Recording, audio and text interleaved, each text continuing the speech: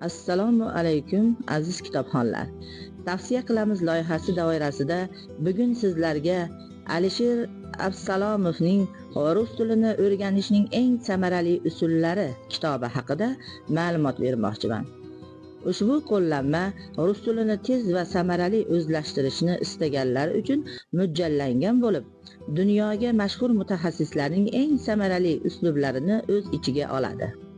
Bu usullar orqali kuchli mehnat talab qilmaydigan, qulay va samarali yo'llar bilan rus tilini qisqa vaqt ichida o'zlashtirish mumkin. Shuningdek, ravon va to'g'ri gapirish ko'nikmalari shakllanadi.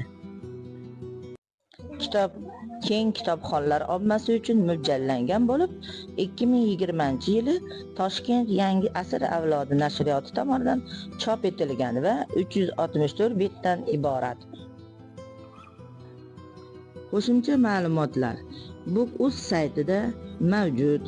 Elektron versiya Baxtiyor.uz saytida PDF formatini topishingiz mumkin.